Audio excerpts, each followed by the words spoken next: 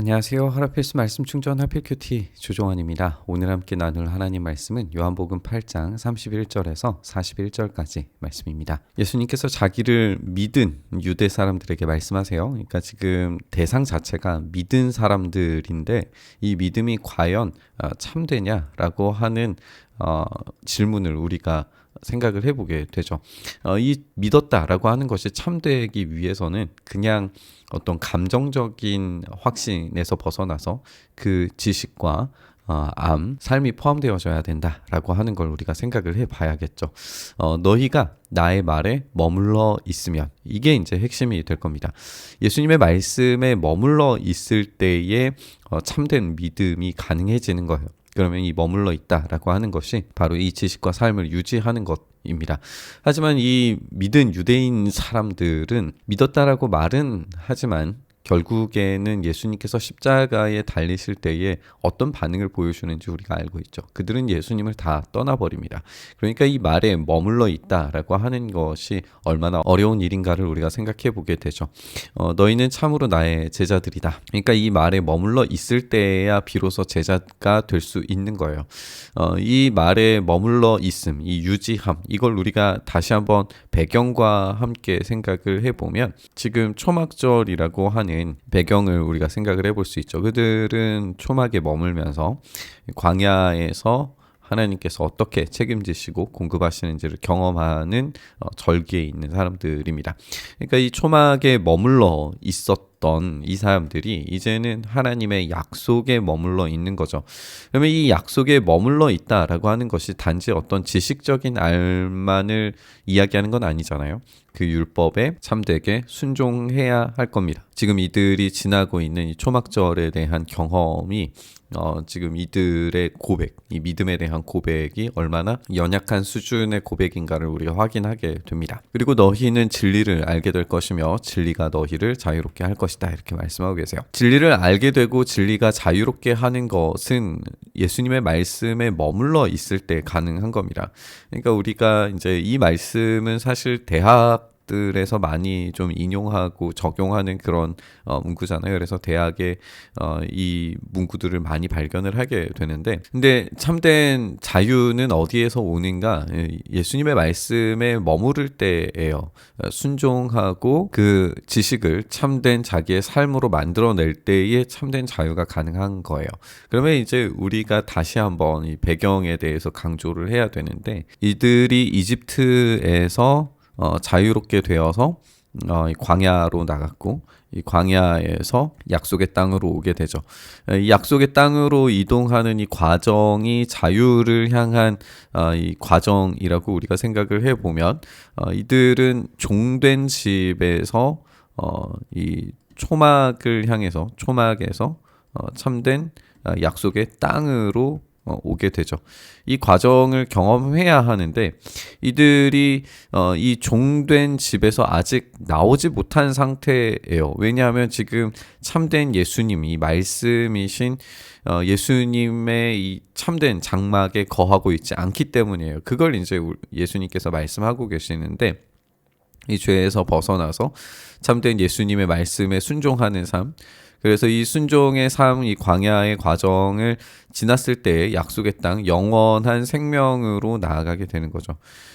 이렇기 때문에 우리는 예수님의 말씀에 순종하는 것, 그 광야에서 그 말씀에 머무는 삶, 이것이 중요하다라고 하는 것을 알게 됩니다. 그래서 진리가 너희를 자유롭게 한다라고 하는 이 문장은 참된 이 약속의 땅으로 나아가기 위하여서 예수님의 말씀에 계속해서 지속적으로 머무는 그 광야와 초막의 삶을, 나그네의 삶을 이야기해 준다라고 생각을 해볼 수 있습니다. 이들은 예수님께 말하기를 우리는 아브라함의 자손이라서 아무에게도 종노릇한 적이 없다라고 이야기를 합니다. 그리고 당신은 어찌하여 우리가 자유롭게 될 것이라고 말을 합니까? 우리가 아직 종이라는 말입니까? 라고 하는 이야기를 하고 계세요. 예수님께서는 죄를 짓는 사람은 다 죄의 종이다 라고 이렇게 말씀하시는데 사실 이것보다 조금 더 앞서서 생각을 해보면 지금 아브라함의 자손이라서 종노릇한 적이 없다라고 이야기하지만 이들은 바벨론에 의해서 포로로 끌려갔고 바벨론의 포로가 되고 종의 역할을 했죠. 그리고 지금도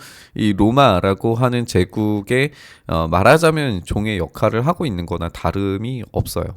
그러니까 아브라함의 자손이라는 혈통적인 족보에서의 자유는 있을지 모르겠지만 실제적인 자유가 있는가에 대해서는 그렇지 않다라고 답변을 할 수밖에 없죠. 그래서 우리가 자유롭게 될 것이라고 말합니까? 라고 하는 이 말이 사실은 자기 모순을 가지고 있는 말이라는 거예요. 자기들은 아직 자유로운 상태가 아닙니다. 근데 예수님께서 이런 상태에 대해서 너희가 지금 로마의 종이지 않느냐 이런 이야기를 하시는 게 아니라 본질적으로 무엇의 종이 되어 있는 상태인가에 대해서 지적을 하시죠. 그게 바로 죄의 종이라고 하는 설명인 겁니다. 종은 언제까지나 집에 머물러 있지 못하지만 아들은 언제까지나 머물러 있다. 그러니까 지금 이들이 혈통적으로 아브라함의 자손이어서 약속의 땅 안에 머물러 있는 것처럼 보여도 종이라면 언젠가는 주인에 의해서 쫓겨날 수 있다라고 하는 거죠. 근데 아들은 쫓겨나지 않아요. 언제까지나 머물러 있고 그 땅이 자기의 땅이 되는 거죠. 아들이 너희를 자유롭게 하면 너희는 참으로 자유롭게 될 것이다. 이 말은 이제 아들은 언제나 머물러 있다라고 하는 것이 누구를 이야기하느냐? 하나님의 자녀로서 이스라엘 백성을 이야기하는 게 아니라 바로 예수님을 이야기하고 있다는 걸 우리가 알게 되죠. 아들이 자유롭게 하면, 그러니까 예수님께서 자유롭게 하시면 너희는 지금 믿은 자들은 자유롭게 될 거예요. 그러면 이 믿은 자들이 어떤 자들이어야 하냐고 예수님께서 지금 말씀하신 그 논리를 따르면 그 말씀에 머무는 자들이에요. 바로 예수님께서 진짜 참된 집이시다라고 하는 것을 알려주고 있는 거죠. 우리가 예수님께서 자신을 이 성전이라고 묘사하시는 것처럼 바로 그 역할이 지금 이 장면에서도 다시 한번 드러나고 있다는 걸 확인하게 됩니다. 나는 너희가 아브라함의 자손임을 안다. 혈통적으로 아브라함의 자손이라는 걸 인정하세요. 그런데 너희는 나를 죽이려고 한다. 내 말이 너희 속에 있을 자리가 없기 때문이다. 지금 아브라함의 자손이라면 아버지의 자손답게 자녀들은 행동을 해야 합니다. 당시에도 이제 아버지의 역할이라고 하는 것은 가장의 역할이어서 이 아버지가 결정하는 대로 아들은 그대로 따라가야 돼요. 마찬가지로 행동도 그렇고 어떤 성품도 그렇고 모습도 그렇고 모든 것은 아버지를 따라 닮아서 아들은 행동하게 되어져 있어요. 그러면 아브라함의 자손이라는 사실을 알았다라고 하는 거는 아브라함이 무슨 일을 했는지를 생각을 해보게 되죠. 아브라함이 한 일은 하나님이 부지불식간에 찾아오셨을 때에 아브라함은 모르는 세 사람을 초대를 하고 환대를 합니다. 그래서 이 환대를 통해서 하나님께서 그리고 그분의 이 사자들과 함께 그 장막 안에서 그 환대를 받고 식사를 나누고 하나님께서 소돔과 고모라를 멸망시키려고 하는 계획에 대해서 나누시죠. 예언자적인 역할을 그래서 아브라함이 하게 되는 거잖아요. 중보자의 역할을 하기도 하고. 근데 이들이 아브라함의 자손이라는 것을 알고 그들이 아브라함의 행동, 그 결정, 그 내용들을 따르는 자들이었다면 당연히 예수님을 환대했어야 했어요. 근데 이들은 예수님을 환대하는 게 아니라 오히려 죽이려고 하고 있죠. 그러니까 아브라함의 자손, 혈통적으로는 그럴지 몰라도 이들이 영적으로, 사실적으로 아브라함의 자손일 리가 없다라고 하는 자기 모순을 가지고 있는 겁니다. 그래서 내 말이 너희 속에 있을 자리가 없다라고 지금 말씀하시는 거죠. 나는 나의 아버지에게서 본 것을 말하고 너희는 너희의 아비에게서 들은 것을 행한다. 나의 아버지 하나님께로부터 받은 것을 보고 말하고 행동하기 때문에 이것은 참된 증언이다라고 하는 것을 앞서서 이제 말씀하셨죠. 근데 너희는 너희 아비에게서 들은 것을 행한다. 이기 때문에 아브라함을 따라서 하는 게 아니라 이들이 지금 죄의 종이라는 것을 명확하게 보여주고 있는 겁니다. 죄에 묶여서 죄의 행동을 하고 있는 중인 거죠. 그들은 다시 한번 예수님께 말하기를 우리 조상은 아브라함이요 라고 그렇게 이야기하자 예수님께서 대답을 하시죠. 너희가 아브라함의 자녀라면 아브라함이 한 일을 했을 것이다. 그러나 너희는 너희에게 하나님께서 들은 진리를 말해준 사람인 나를 죽이려고 한다. 그러니까 아브라함과는 완전히 다른 일을 하고 있다. 우리가 앞서 살펴봤고, 너희는 너희 아비가 한 일을 알고 있다. 그러니까 아브라함의 한 일들에 대해서 알고 있기 때문에 그대로 따라 행해야 된다라고 하는 겁니다. 그들이 예수님께 말합니다. 우리는 음행으로 태어나지 않았으며 우리에게는 하나님이신 아버지 한 분만 계십니다라고 이야기하고 있지만 이거는 완전히 자기 모순적인 거죠. 우리에게는 아버지 한 분만 계십니다라고 이야기함으로써 자신들이 이 약속의 땅에 머물 자격이 있는 것처럼 행동하고 이야기하지만 참된 아들이신 분이 앞에 계심에도 불구하고 이들이 이렇게 말할 수 있는 자격은 없어요. 그렇다면 지금 이들은 이 아들의 자리를 찬탈한 자들이고 아들을 죽이는 자들이고 이들이 바로 반역자들이라는 것을 알 수 있게 되죠. 그래서 이들은 이미 그 시작부터 믿었다라고 하는 이 믿음이 얼마나 이 큰 한계와 모순에 갇혀 있는가를 보게 됩니다.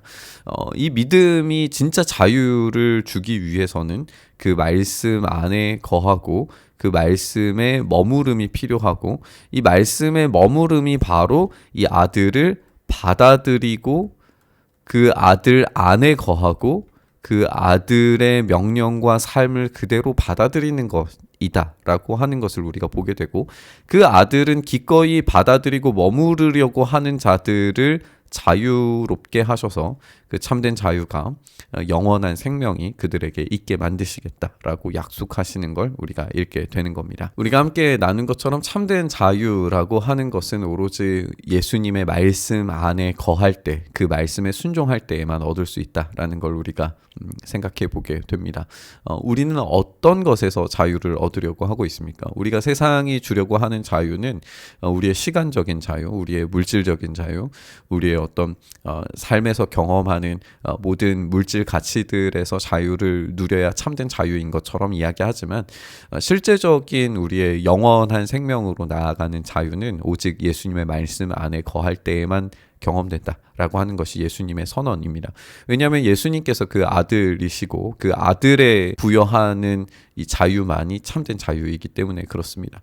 오늘 이 말씀 함께 묵상하면서 우리가 예수님의 말씀 안에 얼마나 많이 머물러 있는가, 우리가 광야 같은 우리의 삶 가운데에서 참된 장막이신, 참된 초막이신 예수님의 그 말씀 안에 얼마나 머물러 있는가 생각해보고 또 그렇게 살아가서 영원한 생명을 획득하는 그 순간까지 우리의 구원받은 이 놀라운 참된 자유와 기쁨을, 만족을 누리면서 살아갈 수 있기를 간절히 바라고 소망하면서 우리 묵상의 자리로 나아가시죠. 주님, 그렇게 우리의 삶이 참된 자유에 머무르기를 소망합니다. 우리의 연약하고 부족한 삶일지라도 오직 주님 붙들면서 나아가는 인생 주님께서 복되게 하시고 그 안에서 참된 생명과 만족 누리게 하여 주시옵소서. 그 일행하시길 바라며 우리 주님 예수님 이름으로 기도드리옵나이다. 아멘.